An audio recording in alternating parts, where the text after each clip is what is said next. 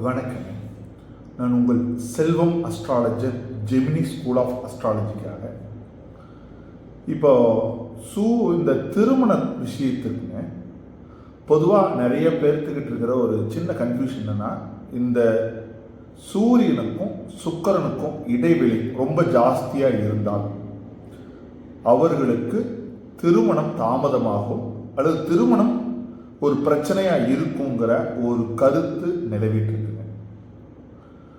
உதாரணத்துக்கு பார்த்தீங்கன்னா, சூரியன்கிட்ட இருந்து சுக்கிரன் 8 டிகிரியிலிருந்து 40 டிகிரிக்குள்ள இருந்துட்டான், அது நல்லது.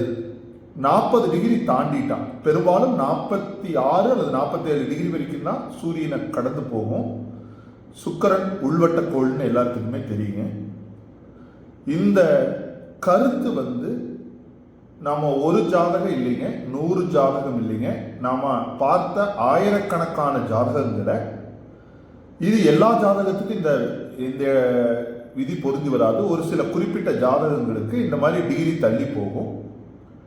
அவங்களோட நம்ம ஜாதகத்தை ஆய்வு பண்ணும்போது அந்த மாதிரியான சில பாதகமான சூழல் இல்லை அப்படிங்கிறது நிதர்சனமா உண்மையாகும். அதாவது சூரியனிடமிருந்து சுக்கிரன் அதிக பாகை கடந்து போயிருந்தால், அதிக தூரத்தில் இருந்தால் திருமண வாழ்க்கை பாதிக்கும், திருமண வாழ்க்கை தாமதமாகுங்கிறது ஒரு தவறான வாதம்ங்க. நான் ஆயிரக்கணக்கான ஜாதகத்தின் அனுபவத்தில் உங்களுக்கு சொல்றேன். அதுவும் குறிப்பிட்டு நான் உங்களுக்கு ஒரு சார்ட்டு போடுறேன் பாருங்க.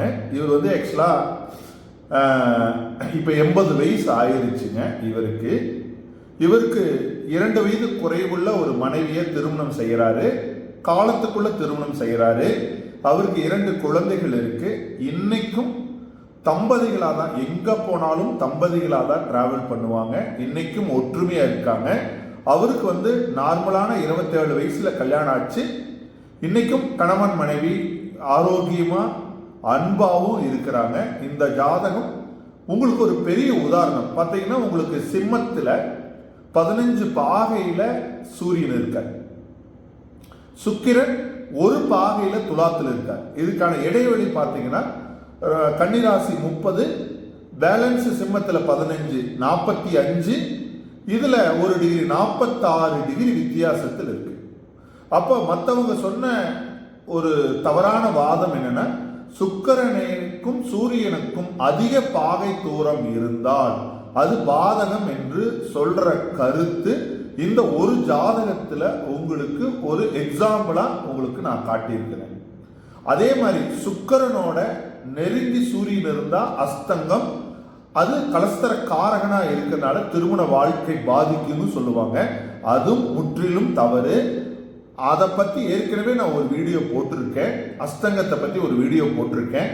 அதை கீழே உங்களுக்கு டிஸ்கிரிப்ஷன்ல கொடுக்குறேன். ஸோ இந்த வீடியோ பதிவின் மூலம் உங்களுக்கு ஆணித்தரமாக ஆதாரத்தோடு சுக்கிரனிடமிருந்து அதிக பாகை, சூரியனிடமிருந்து அதிக பாகை சுக்கிரன் கடந்து போயிருந்தால் திருமண வாழ்க்கை பாதிப்பது இல்லை. குறைந்த பாகையில் இருந்தாலும், அதாவது 8 டிகிரிக்குள்ள அஸ்தங்கமாயிருந்தாலும் பாதிப்பு கிடையாது. ஆனால் அந்த சுக்கிரன் தீய கோள்களோடு, தீய ஆதிபத்தியம், தீய கிரக சேர்க்கைகள் இருந்தால் மட்டும்தான் பாதகம் ஏற்படும் என்பதை உங்களுக்கு இந்த உதாரண விளக்கத்தோடு உங்களுக்கு தெரிவிக்கிறேன். இதர் மாதிரி 100கணக்கான உதாரணங்களோடு நான் உங்களுக்கு ஆதாரத்தை தர தயாராக இருக்கிறேன்.